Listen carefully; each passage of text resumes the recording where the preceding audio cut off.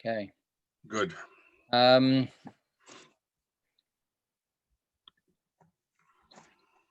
So we are, last week we looked a little bit at that very, very famous set of sayings by Hillel. If I am not for myself, who will be for me? If I'm only for myself, or if I am preoccupied with myself, what am I? And if not now, when? So we had some discussion last week. Any further discussion on that? If not now, when? This is it. This is chapter 1, Mishnah 14. Yes, Bill. Rabbi Shapiro has a little note here, which I think is interesting. It's very short. Past and future are ghosts, he says. There is only now. If you would honor yourself and others, now is the only time you have to do so. Okay. Live in the now. Live in the now. Right. We're going to have another teaching later that a person should not say, when I have time, then I'll start studying Torah. Because you may not have time. Because who says you're going to have time later? So whatever you got now, that's what you've got.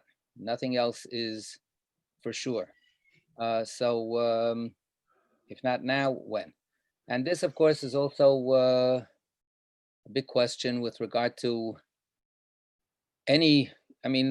we're talking here about different kinds of issues. We're talking about personal identity, a sense of what a person's life should be about.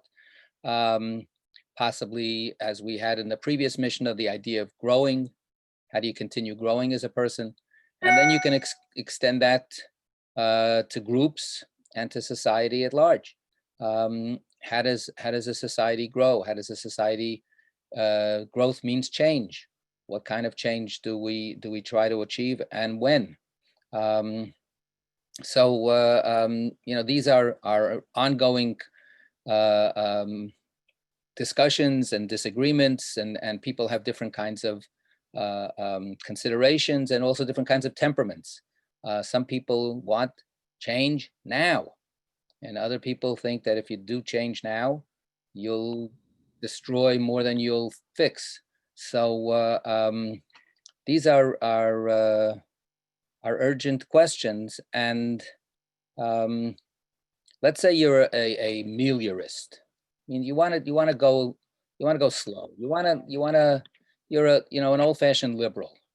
You want to just go step by step, and not rock the boat too much.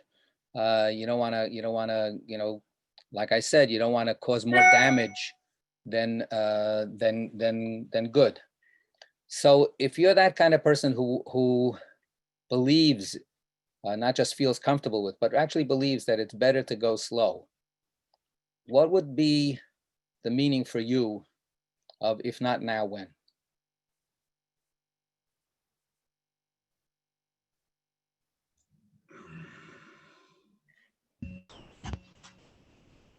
Yeah, Audrey. Well, I think you've got it.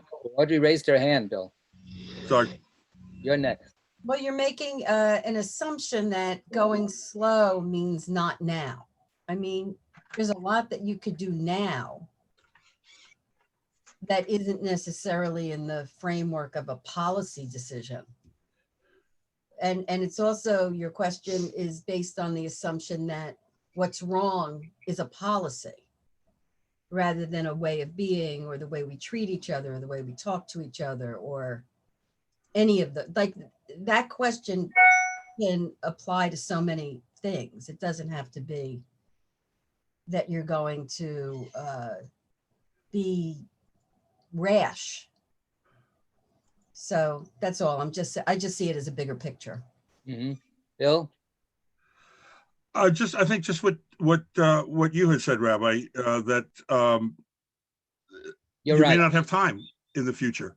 There's this 60s saying that I just lost it. That basically, this is the time that you have, and you may not have any time. You can't count on that. I had heard that saying slightly differently, but it amounts to the same thing. That's all. That we certainly, for somebody like me who has lived his whole life by procrastinating, not only job tasks, but almost everything. And by the grace of God, not too often I've wound up really losing out things because of that. But I don't want to count on that in the future. And I think that may be what Hill is getting at, that we have moral demands. Let's leave it to that. We have moral demands that require a response now. Think of the Black Lives Matter movement, or things concerning the hashtag Me Too kind of movement. If we don't do it now, terrible moral evils will be perpetrated. We can also look at it as a personal kind of thing as well. Why put off till tomorrow improving yourself or learning what you need to learn? That's all. I would just for a second just try to make you feel better. I think what you're living by is the mantra of why procrastinate later when I can procrastinate now. Right. So that's it. So that's basically okay. it. If I don't procrastinate now, when am I going to What am I going to do it? Right. So that's it's not a good way to live. Okay, but that's all joking aside. What you're bringing up is a question, and then Josie will talk in a half a second. If not now, when? For who? It's one thing to say I can afford to go slow, but what does it mean to tell somebody else that they should be patient? Right? What does it mean to tell somebody else that okay, just okay, right now you're suffering inequality, you're getting sicker than anybody else, you're getting shot more than anybody else, but let's go slow. So these are difficult. I don't want to, I'm what Audrey is saying is correct, but there is a tension here of, it's one thing to say I can afford to go slow, and I don't want to rock the boat too much, but what's the compelling argument for somebody else? And then what Audrey is saying is, so what can we do now? And if we can do something now, then now's the time. Right. So if realistically speaking, we're not going to be able to, there used to be bumper stickers. Everybody said, we want Mashiach now. Did anybody used to see that? Right. We want the Messiah. Yeah, on the way now. up to the Catskills. So this was back when the Rebbe was actually still around, the Lubavitcher Rebbe, and they had this idea that he was Mashiach. And of course, then it became a big problem. But, if you can't, do complete total change, what can you do now? For the sake of the people that need to be helped. Josie. Yeah, I get the sense, probably what Audrey was saying too, that things are not going to get better with no action. They're probably going to get worse. And so it's kind of a pessimistic view of how society works. So we better get going now. Right. I think that in general, to be simple, to be simplifying, a conservative believes that what we have now is better than anything that we might mess with by tinkering with the system. Right. The system is as good as it's going to be, right. And whatever you're going to try to do is just going to mess things up even worse. And the liberal, or whatever word we want to use, the progressive would say, no, if we don't do something, it will get worse. If we can do something, we can make it better. Sarita. So I think that, the question is, when we say, and if not now, what is it that needs to happen now? So I'm thinking that we're not finished, right? But we need to get started now. So sometimes you need preliminary fact-finding before you come to a decision. Sometimes there's a whole long period of study. And of course, if this is referring to study, then study is complete, it's lifelong. And so the issue is, I think, not, that you're gonna come to decisions and all decisions need to be made now. You come to some really bad decisions by rushing into them. But I think that the idea is get started, and do the work that needs to be done, and don't put that up. And possibly also because for so many things, there is so much preliminary work that has to be done that if you didn't start now, then it really would never get done. So I think that,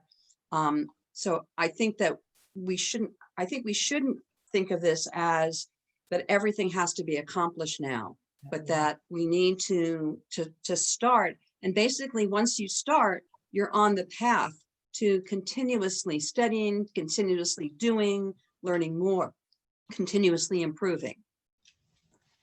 Okay, good. Other people raise their hands. I can't recall now. I lost track. Anybody else want to say something?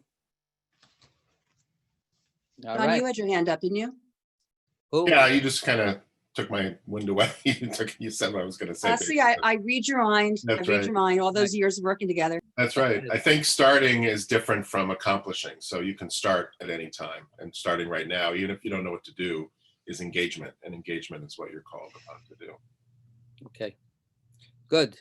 So just to one little refinement, maybe, what's the connection between that statement and the previous statements, which seem to be talking about me? Yeah, John. Because we're connected, like it's everything's connected, like, so if you say this isn't my problem, we can go slow, it may turn around and become your problem. It could, actually it probably is your problem in some other way that you don't necessarily see the connections. If a whole class of people are being oppressed, it's going to screw everything up. It's going to unravel, like we're seeing right now, it's going to unravel the civil discourse. And if you're messing with the election or whatever, everything's connected. Right. You don't So get to yeah, escape. I think that's really fundamental to what he's trying to say. And just to push it a little bit, he's also saying that, and we fall into this all the time. We the first part of the statement, im ein ani li mili, if I'm not for myself, who will be for me, is assuming that nobody else is going to be for me, despite the fact that we're all connected. And then the second part says, vim uchshani la'atzmi mani, but if I'm only for myself, then what am I? I have to be connected with everybody else.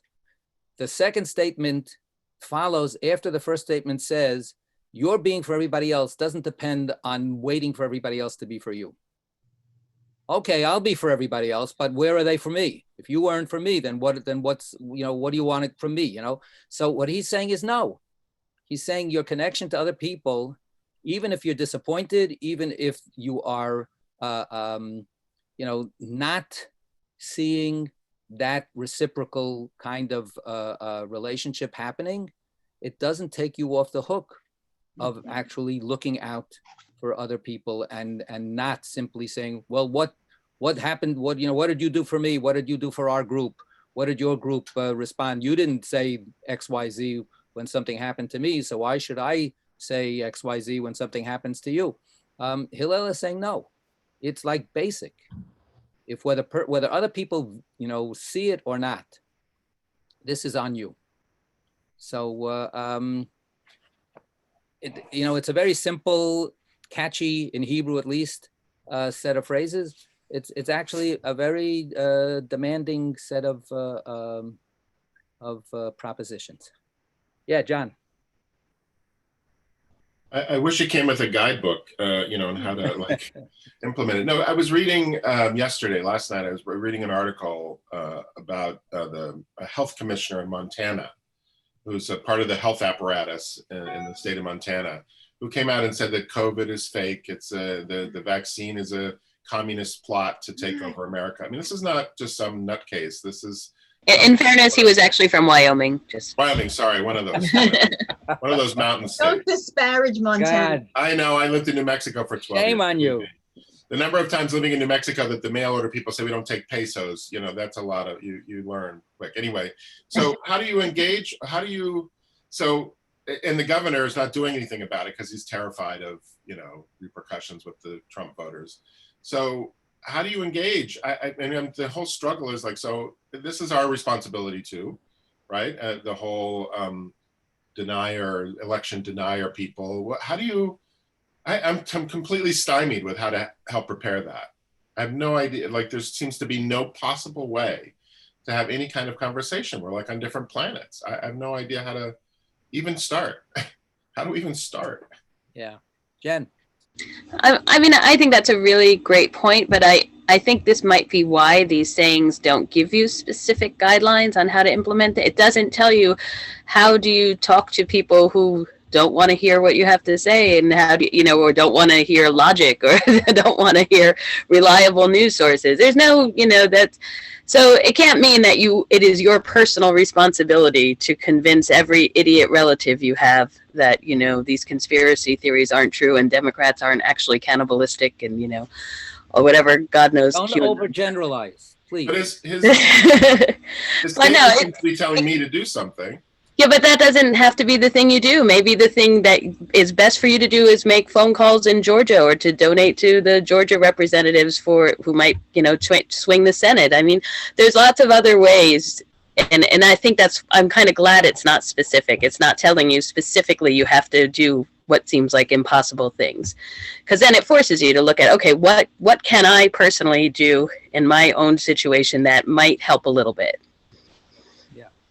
I mean, I very much feel personally that kind of despair and anxiety that John is talking about. It's mind-boggling to me, and it's very spiritually depleting to think about that. And that I think also gives us another nuance in that second, or whatever it is, second part of his statement. If I think it's all on me, then I'm going to give up. Then what am I? I'll never be able to fix all of this myself. And that's where, the wonderful wisdom of Mr. Rogers' mother keeps on coming back. And it's so, so fundamental. When there's a disaster, when there's something terrible is happening, look for the helpers. And when you don't know how to help, or if you think that things are in down the sewer, there are other people who have not given up, or who have some other idea that you never would have come up with, and that's my consolation. I am not one of those guys. I'm not. What's his first name? Reverend Barber. Mhm. What's his first name? Do you remember? I don't, but he's a giant. I mean, first of all, he is physically a big man. But the guy who runs the poor man's campaign, right? Or all of these people that drive forward these projects and programs and campaigns and organizations that want to make the world better. They read the same stuff that you and I, John, read. They read the same. They bang their heads against the same walls of people. In fact, worse. I mean, they're really much more out there. And nevertheless, they don't give up, and they really come up with things to do. And so I just want to be in their number, not be one of those, not to be him, but lend a hand. So, give support to the people that are actually helping, and that's it. That's where it is. If you think it's only on you, if you just completely stymied by how, like you say, idiotic or even worse that the opposition is, just thank God you're not the only one out there thinking about this and doing anything. So that's why we have a social action committee at Shomrei. Yay, right? Well, I was just thinking, Audrey and I have been attending meetings for a group called New Jersey Together, and it's an advocacy group. And what it does is it brings together faith-based organizations, secular organizations within an area to try and come up with identifying issues and working together. And the idea is that each person or even each entity can't do this alone. And by affiliating with a group of people, you can push forward. One of the also things is that they go slow. I mean, they take, you have to take time to really identify what the issues are and really know what they are, so that when you're advocating for change, you sort of get it right and you get what people need, not what you think people want and need. So I think that's exactly where our thinking is. Yeah. Right. So Sarita and Audrey are leading the charge from Shomrei, or leading the slow moving, careful walks, a foot, 1 foot in front of the other, and that's all good. It's better than good. And do you want to mention this business about inviting a couple of people from the shul to join that meeting this week? I don't have the email in front of me. Yeah, the group is New Jersey Together, and they're working to form an Essex County sort of chapter, as it were. But they this on Tuesday, and we can send a link to anyone who wants. They are they're petitioning about Mandatory minimums. mandatory minimum sentences.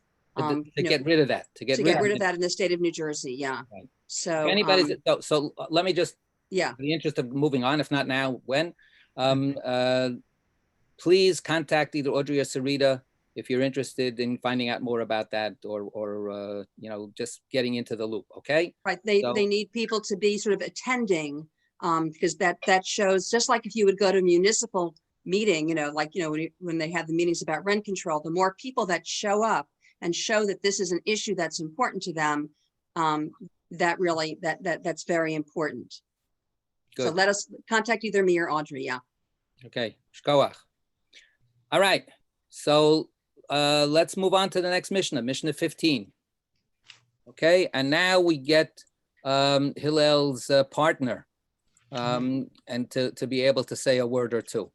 Okay. So Shammai.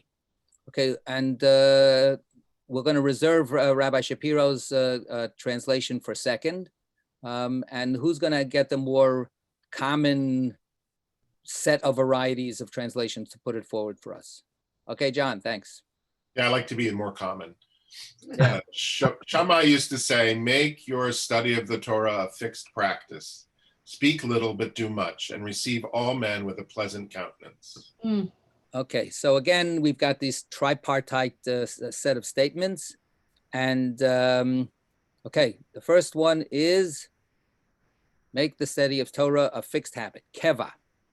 The word keva is to fix something to be absolutely established. That term is used in some discussions based on Talmudic texts, that there's a catchy way of talking about the tension in prayer between keva and kavanah. So keva is set routine, right? So if you pray the same words every day, you're discharging your responsibility, you're being a faithful Jew. But if those same set words end up becoming too routine and too much of a habit, then the whole idea of prayer as something that's supposed to be opening up your heart becomes, challenged. So that's kavanah. Kavanah means to direct your heart, to open your heart, and to mean what you are saying when you're praying. So how does a person keep the keva fresh? How does a person keep the routine fresh? But here, so here we have the idea of routine, a set routine. Make sure that your study of Torah is not ad hoc, is not just arbitrary and random. Okay, that would be one way to read it. Let's get Rabbi Shapiro's translation first, and then we'll open it up. Hey, 1 second. Okay, Bill's got it. Somebody else also has it. Geraldine? No, you do. Josie has it. Josie I got has it. it. That's right. Shammai teaches, discipline yourself to study wisdom, say little and do much, welcome everyone with grace. Okay. So So it sort of finesses the first part of that. right. So the discipline yourself as opposed to make a routine. Okay. Discipline yourself to study Torah. Okay. We could get into nuances about that soon. Okay. So we've got some hands up. So John, then Sarita, then Jen.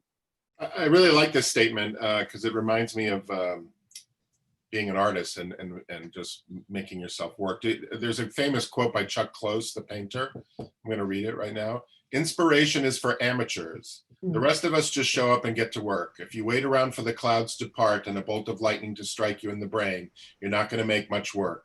All the best ideas come out of process. They come out of the work itself. So I don't usually like Shammai, but I like this one. Okay. So good. Get to know him a little more. He's actually, he's not a bad guy. You know, he's okay.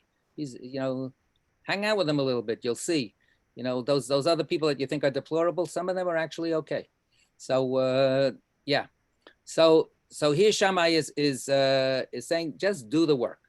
Somebody else, I'm not going to say who, said, 99% of it is showing up, something like that. And back somewhere else long ago, somebody else said, right, that all, creative work is 10% inspiration and 90% perspiration or something like that. Right? Just, you got to keep on just going at it. Yeah, all right, good. Sarita, then Jen. So, yeah, so, no, I'm not me. So for me, one thing this makes me think about is how hard sometimes it is for me in the summertime. During the semesters, I have this schedule. And so things that I do have to be built around that schedule. I have to allocate specific times to get things done. Whereas in the summer, when it's so free flowing, sometimes I get not as much done. So that's one thing, the idea that I think I like I don't always like what Rabbi Shapiro says in his translation, but the idea of disciplining yourself, and it's with everything. If you don't set a time to exercise, if you don't set a time to do certain things, then, and sort of keep to that schedule, then things don't get done. So that's one comment. The other is, I think the connection with what Hillel just said, and if not now, when? This sort of, to me, also seems to be connected to that, because, if you aren't sort of allocating, this is the time. Shammai is specifically talking about Torah study. But if you don't set it, that if not now, when, if you don't set, your schedule, if you don't make a date, put it on your calendar, then it is just not going to happen. So I think that the connection here we often think about Shammai and Hillel as being sort of, locking hands, but here Shammai seems to be connecting and building on what Hillel said. Good. Jen.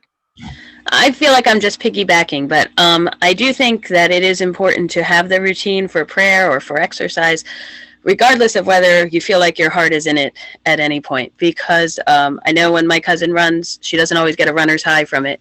That's like just a miraculous thing that happens once in a while. She gets that crazy runner's high. And I think it's the same thing with praying. I mean, you're not always going to feel it. It's just not, but sometimes it will be there. And then it's amazing and wonderful, but it won't be there at all if we don't set the time aside just to get in the habit. Right. Yeah, so to editorialize on that, unfortunately, we, back to Keva and Kavana, people these days are not big fans of routine. Well, they're very big fans of their own routine, but they're not big fans of traditional routine. So, for instance, the idea that you should pray every day, whether you like it or not, is for many people absurd.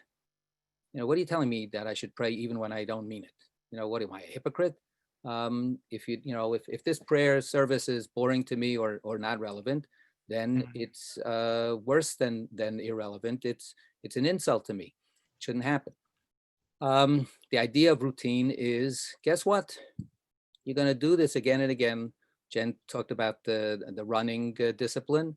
People that have disciplines, that have practices, spiritual practices, physical practices, they go to the gym every day or whatever. No, it's not nirvana every single time that you do it. It's the commitment to actually doing this thing no matter what that is the meaning. And that's part of what this is saying also, that there's other levels of connection and commitment that come from the discipline itself. Just the discipline is meaningful, besides whether or not you're going to get, to feel good about it. So, yeah. I wanted to share anybody else want to put in some comment? Yes, Josie. Most of you I see are still working. Once you retire, the whole idea of staying on a schedule, and now with the pandemic, which is an overlay, has really become an issue, because I know in talking to friends who are contemporaries, those of us looking 80 in the eye, a lot of people just can't get anything done. They don't see the point anymore. So you Right. really have to fight against it, especially when you retire. Right. That discipline yourself is what Yeah. Rabbi Shapiro is saying, that Yes. there's this pushing yourself to actually do this. Yeah, no, absolutely. The pandemic has been devastating for a lot of people's sense of life, and in general, retirement is a big challenge for a lot of people. They don't have that routine that they've always had that defined their lives, and that routine gave meaning Yeah. to their lives. Right. I am a a doctor. I am a whatever. So it's definitely a huge challenge nowadays, and especially people that had a routine that depended on being able to be connected with other people and going out and so on and so forth. Yes, a terrible burden that's being put on everybody now. Yeah. Some other people, Bill, did you say you want No, to? it's just an illustration. It's nothing new. I've been going to the gym by the grace of God 3 times a week for the last couple of months. Some days it's good. More days than not, it's just a burden. I do it as an act of the will. There's a guy there, an older black man, about my age, but mobility challenged. He's got some issue with his legs. He can walk very, very slowly. But I see him there every time that I'm there. He's a half an hour on the rowing machine. A half an hour. He goes in, he sits down, he does it for a half an hour. Then he goes and does a bike for another half an hour. When he leaves, if he sees me, we greet each other. And one day he said, "This is the best time of day." I said, "Are you kidding?" I'm sorry. I will never, ever, ever, ever share that view. It is not the best time of the day. It's the time of the day that I have to do it, and that's it. I can't wait to get done and get home and go to the bathroom and have a glass of water, whatever it is. But this guy, he's got a glow on him when he's done. It's incredible. But for me, it's a lot of the things that I do. It's an act, including prayer, by the way. It's an act of the will. Otherwise, you if you don't do that, as Chuck Close said, you'd get absolutely nothing done. All right, we're gonna have to move on, because if not now, then when are we going to do Talmud? So that's up next. And again, don't forget, if you want to contact Audrey or Sarita, there they are. Okay, Kol Tuv, Yasher Koach. Everybody stay Thank safe. you. Thank